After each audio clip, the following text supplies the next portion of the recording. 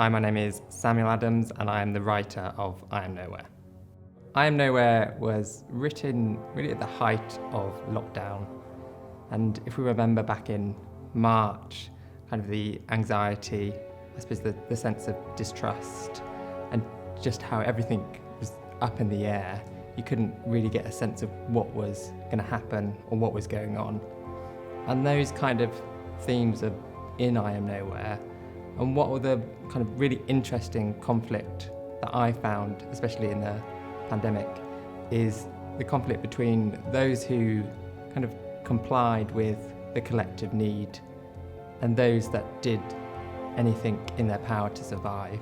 So if you look just at the supermarkets and how everyone just kind of went in and ravaged it. And I felt that was kind of a really interesting concept to explore. And you'll find that in the character of Abby and John. They're those polar opposites that we both experienced this year. And John represents someone whose sole goal is to survive. It is that kind of self-preservation that we all have within us. And I think anyone that watches I Know will be able to relate to that. They'll be able to relate to the kind of fight or flight concept within us.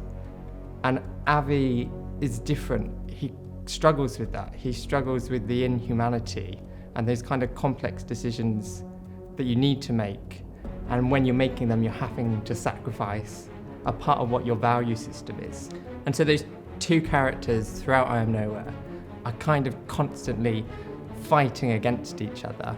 And those two concepts can never really marry or compromise together. One of them has to win. And so what I found as I've explored those two characters is I've never kind of come at it to make a judgment on them. I think we can relate to both ideas. I think you probably as a viewer will be able to relate one more than the other, but you can understand what the drivers are for those characters. The inspiration for I Am Nowhere is really about a reimagining of war. And when you watch war documentaries, you got like the Vietnam War documentary series, you kind of think, would that actually play out in modern times? And I think when people think of, or say, World War III, I think what they're imagining is guns and ships and invasions and this whole concept of World War III in the same idea that it would be in the 1940s. And I just don't think that would be the case. I think it would be a lot more insidious. And probably the most disconcerting idea of war in modern times is how peaceful the surroundings would be. If you look at the pandemic, your normal everyday life, on the face of it, stayed the same, but actually there was some really disconcerting experiences that we all felt. Going out on a Friday evening at 5 p.m. and the roads were empty, going into supermarkets and the showers being there. It's that sense of peace, but the juxtaposition that something is completely out of place at the minute. And I Am Nowhere kind of focuses on how you deal with those feelings of anxiety and the kind of consequences of a cyber attack, but at the same time are trying to deal with life and go on with life in as normal way as possible. If you think of the great disruptors of our civilization, you look at war, you look at pandemic, and you look within the last 20, 30, 40 years, it's been technology. And what the goal is for technology is to sell us this idea that we will be connected, forever connected, and we can stay connected to the world, its civilization, our family, our friends.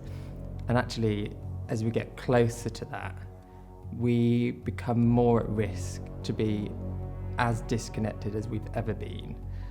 And I Am Nowhere explores the idea that if you take away the connection of friends and family, because the idea is that the technology is preventing you from reaching them, from the idea that you wouldn't have Google Maps or be able to call someone or text them, this sense of the rendezvous point that we never really have anymore. We don't go out and see friends and say, I'll meet you at this point.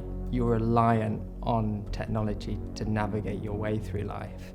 And if we rob ourselves of that, what are we then left with?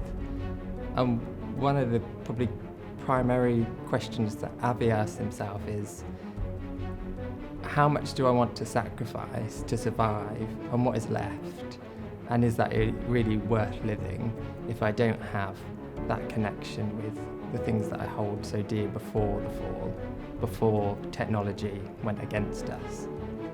And in that case, is the journey even worth it? For me, it's a difficult place because I think writing is vulnerable in itself. I think sharing writing is even more vulnerable. And then doing this, getting other people's feedback, is probably the most unnatural part of writing, but the driver for why you want to do it.